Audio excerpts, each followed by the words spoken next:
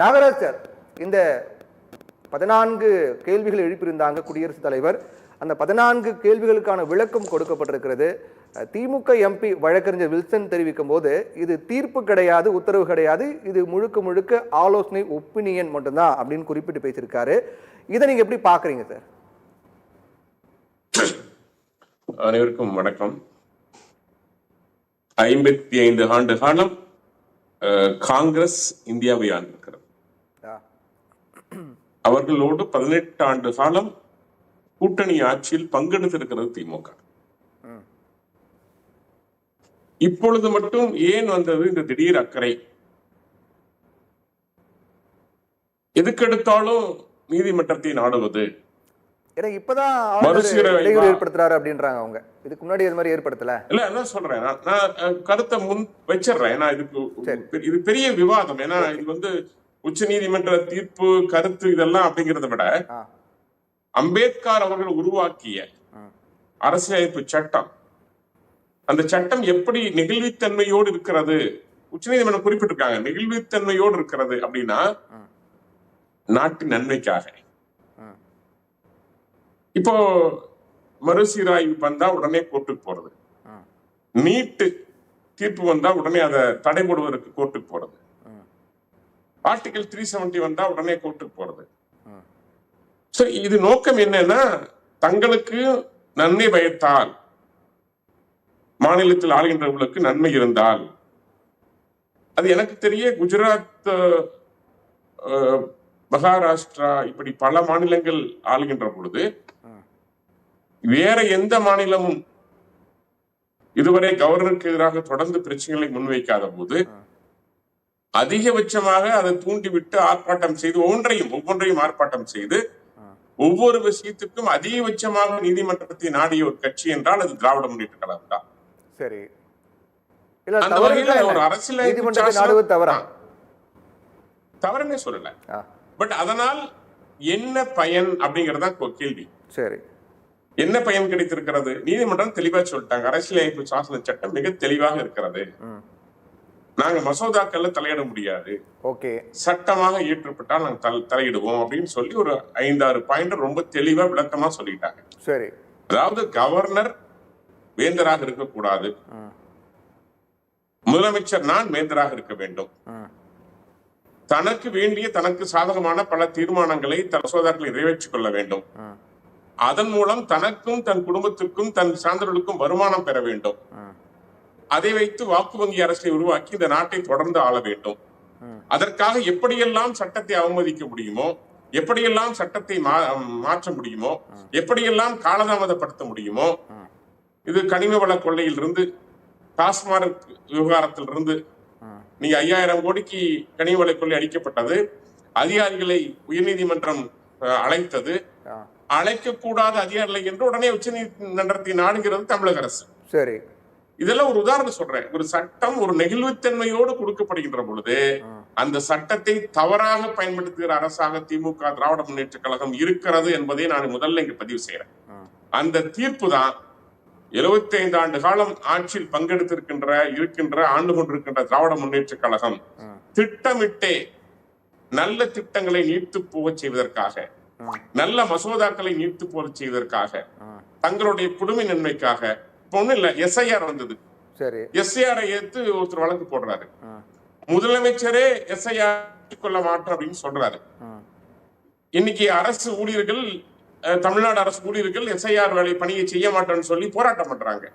இல்ல அதுல அவங்க சொல்லக்கூடிய பாயிண்ட் நம்ம பார்க்க வேண்டியது இருக்கு இல்லையா சார்? எஸ்ஐஆர் வேண்டாம் நாங்க சொல்லல, 1 மாதத்துக்குள்ளாக எப்படி நீங்க முடிக்க முடியும், அததான் எங்களுக்கு சந்தேகம் இருக்கு. அதை கொஞ்சம் காலக்கெடு எடுத்துக்கோங்க, ஒரு 6 மாதம் 1 வருடம் எடுத்துக்கோங்க அப்படின்னு சொல்றாங்க. இப்போ தேர்தல் நெருக்கத்துல வேண்டாம், அப்படி பண்ணணும் முன்னாடி பண்ணிருக்கணும், இல்ல தேர்தலுக்கு பிறகு பண்ணுங்கன்றாங்க. சார், 40 நாள்ல தமிழ்நாட்டை விட 3 மடங்கு பெரிய மாநிலம் உத்தரப்பிரதேசம். சரி, அது முடிக்கப்பட்டு விட்டது. 30 நாள்ல பீகார் மாநிலம் முடித்து வைக்கப்பட்டது. இது ஒன்னும் 30 நாள் பணிகள்ல, கடந்த பல ஆண்டுகளாக இங்க பணிகள் நடந்து வந்து கொண்டிருக்கிறது. 30 நாள்ல வெறும் வெரிபிகேஷன், அதுக்கப்புறம் ஒரு 3 மாத காலங்கள்ல மீண்டும் ஓட்டர் செக்கிங், ஆட் பண்றது, ரிமூவ் பண்றது, இந்த பணிகள் நடக்க போகுது. நீங்க இது அரசியலமைப்பு சாசன சட்டம் சொல்லுகின்ற வேலையை எலெக்ஷன் கமிஷன் செய்யறாங்க. செய்ய அனுமதிக்காம நீங்க இப்படி நடத்துறது என்ன நோக்கம்? இப்ப நீங்க ஜனநாயகத்தையே கேள்விக்குறியாக்குறதா தானே கேள்வி வருது. நீங்க மதிக்கவில்லை தான் அர்த்தம். எக்ஸாம்பிளுங்க எல்லாம் முடிச்சிடறேன்.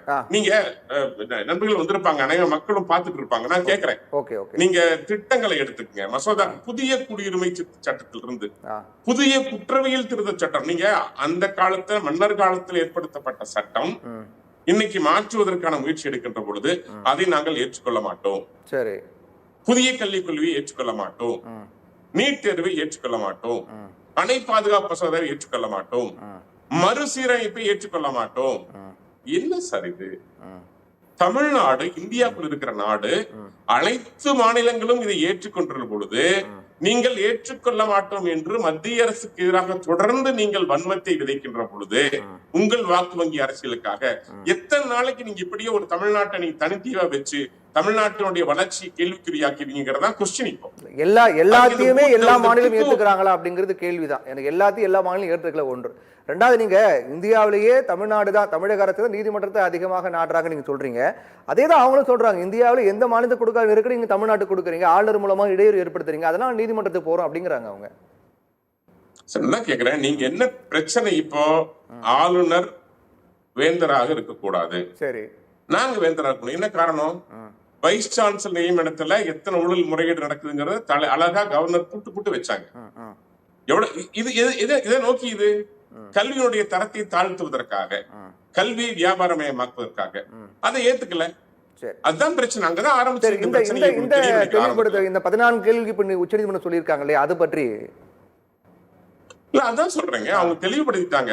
அதாவது நீங்க சட்டமாக்க மாற்றினால் உள்ள வர முடியும், மசோதாக்களுக்கு உள்ள வர முடியாது. ரொம்ப தெளிவுபடுத்திருக்காங்க. ரொம்ப சுருக்கமா சொல்ல போனா ரொம்ப அழகாக சொல்லிட்டாங்க. மசோதாக்கள் மீது முடிவெடுக்க குடியரசுத் தலைவர் ஆளுநருக்கு காலக்கெடு விதிக்க முடியாது. ஒன்று, மசோதாக்கள் மீது முடிவெடுக்க குடியரசுத் தலைவர் ஆளுநருக்கு காலக்கெடு விதிப்பது ஜனநாயக விரோதம். அதையும் சொல்லிட்டாங்க. மசோதாக்கள் மீது ஒரு நியாயமான காலத்திற்குள் முடிவெடுக்குமாறு ஆளுநர் மற்றும் குடியரசுத் தலைவர் அவர்களை கேட்டுக்கொள்ள மட்டுமே முடியும். இதெல்லாம் main point of the information. இதெல்லாம் ஒரு முக்கியமான பாயிண்ட் அவங்க கொடுத்திருக்காங்க ஜனத்துல. தமிழக அரசுக்கு சாதகமாக பார்க்கப்படக்கூடிய அம்சங்கள் இருக்கு, நம்ம பாக்குறோம் இல்லையா சார்? ஏன்னா மாநில அரசுக்கு தான் இங்க அதிகாரம் இருக்கு, மக்களால் தேர்ந்தெடுக்கப்பட்ட அரசுக்கு தான் இங்க அதிகாரம் இருக்கு அப்படின்னு சொல்லியிருக்காங்க. ரெண்டாவது, நீண்ட காலம் கிடப்பில் போடக்கூடாது, அப்படி நீண்ட காலம் கிடப்பில் போட்டார் அப்படின்னா நீதிமன்றத்தை நாடலாம் அப்படின்னு சொல்லியிருக்காங்க இல்லையா? சரி, இப்போ நீங்க நீண்ட காலம் ஏன் கிடப்பில் போடுறார் அப்படிங்கிறதுனா, ஏற்கனவே அவர் அனுப்பிச்ச பல மசோதாக்களுக்கு மிக தெளிவான விளக்கத்தை கவர்னர் கொடுத்திருக்காரு. அதுக்கு நான் பல உதாரணங்களை காமிக்க முடியும். என்னென்ன தவறுகள் இவங்க செஞ்சாங்க, ஏன் அது கிடப்பில் போட்டப்பட்டதுக்குன்னு ஆக்சுவலா கவர்னர் அலுவலகத்துல வந்த அறிக்கை இருக்கு. நீங்க அவர் KC வீரமணி அவர்களுடைய ஃபைல்ல இருந்து, BV ரமணா அவருடைய ஃபைல்ல இருந்து, MR விஜயபாஸ்கர் ஃபைல்ல இருந்து, G பாஸ்கர், இவங்க அனுப்பிச்ச ஒவ்வொரு ஃபைலும் ரொம்ப தெளிவா கொடுத்தாரு. கடந்த முறை மொத்தமாக அவங்க அனுப்பிச்ச proposal received 580, approved for premature release 362, rejected 165, under examination 53. அது கடந்த முறை இந்த இஷ்யூ வந்தப்ப தெளிவா கொடுத்தாங்க. அதுல சில சட்ட சிக்கல் இருக்கின்ற பொழுது அதை திருப்பி அனுப்பிச்சு கரெக்ட் பண்ணி கொடுங்க அப்படின்னு கேட்கறது, அதுக்குத்தான் ரொம்ப தெளிவா நம்முடைய அண்ணல் அம்பேத்கர் அவர்கள் சொன்னாங்க. இது ஜனநாயகத்துக்கு பயன்படணும், நல்ல வகையில இந்த சட்டங்கள் பயன்படுத்தப்படணும். அதனால ஒரு முறை அனுப்பிச்சு தவறு இருந்தா திருப்பி அனுப்பிச்சு சுட்டி காட்டி அதை கரெக்ட் பண்ண சொல்லுங்க. அப்படின்னா நீங்க என்ன அனுப்பிச்சீங்களோ திரும்பி அவர் அனுப்புறப்போ அதையே புல் ஸ்டாப் கமா மாத்தாம திருப்பி அனுப்பிச்சு பாஸ் பண்ணு அப்படின்னு கேட்கறது எந்த வகையில நியாயமா இருக்கும்? சரி, இது நீங்க உங்களுக்கு நல்லா தெரிஞ்சிருக்கும் சார். இப்போ நீதிமன்றம் சொல்லி இருக்கிறது என்னன்னா, அந்த 3 வாய்ப்புகள் இருக்கு இல்லையா, அந்த 3 வாய்ப்புகளை தான் கவர்னர் பயன்படுத்தணும், 4வது வாய்ப்பு இவர் தேடி போகக்கூடாது அப்படின்னு சொல்லிட்டாங்க. ஒப்புதல் கொடுக்கணும் அல்லது குடியரசுத் தலைவருக்கு அனுப்பி வைங்க, அப்படி இல்லாட்டி மறுபரிசீலனைக்காக மீண்டும் அனுப்புங்க அப்படின்னு தான் சொல்லியிருக்காங்க. அதை தாண்டி 4வது வாய்ப்பு போக சொல்லியிருக்காங்க. ஆனால் கவர்னர் திரு RN ரவி ஏற்கனவே ஒரு நிகழ்ச்சியில் கலந்துகிட்டு இருக்கும் போது அவர் சொன்ன ஒரு வார்த்தை, அதாவது நீண்ட காலம் நாங்கள் கிடப்பில் வச்சிருக்கோம் அப்படின்னா அது கிட்டத்தட்ட இறந்து போனதாக சமம், அந்த மசோதா இறந்து போனதாக சமம் அப்படின்னு அவர் முன்கூட்டியே தெரிவிச்சிருக்காரு. ஒரு மக்களால் தேர்ந்தெடுக்கப்பட்ட ஒரு அரசு ஒரு சட்டமன்ற நிறைவேற்றி அனுப்பக்கூடிய மசோதாக்களுக்கு இவ்வளவு அலட்சியப்படுத்துவது அப்படிங்கிறது ஏற்புடையதா இருக்கா?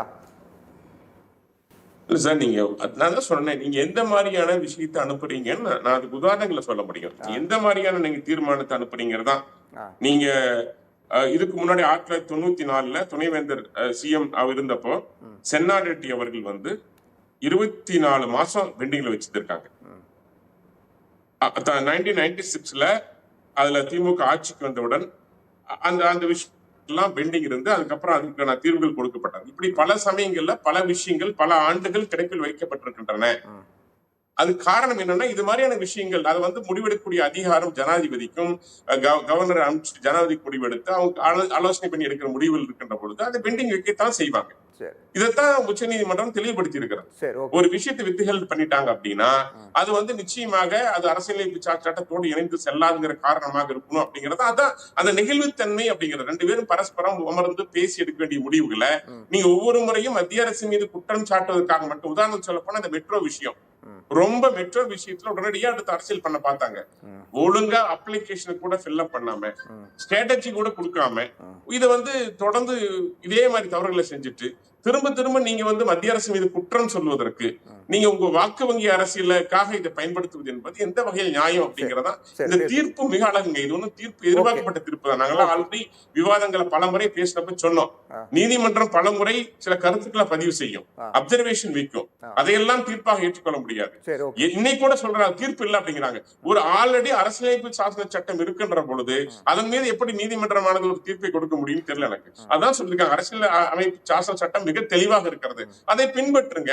கவர்னருக்கு என்ன அதிகாரம் இருக்கிறது, ஜனாதிபதிக்கு என்ன அதிகாரம் இருக்கிறது, தெளிவா சட்டப்படி தெளிவுபடுத்திருக்காங்க. அண்ணல் அம்பேத்கர் என்ன எழுதி வைத்தாரோ அதை மிக தெளிவாக மீண்டும் உச்ச நீதிமன்றம் தெளிவுபடுத்தி இருக்கிறது. தயவு செய்து நீங்க அரசியலமைப்பு சாசன சட்டத்தை கையில தூக்கி பிடிச்சா பத்தாது, பாராளுமன்றத்துல படிச்சு பாருங்க, படிச்சு பார்த்து அதை பின்பற்றுங்க என்று மிக தெளிவாக அறிவுரையை வழங்கி இருக்கிறது உச்ச நீதிமன்றம். அப்படிதான் சொல்ல முடியும். முதற்கட்ட கருத்தை எடுத்துக்கிறேன், தொடர்ந்து பேசலாம்.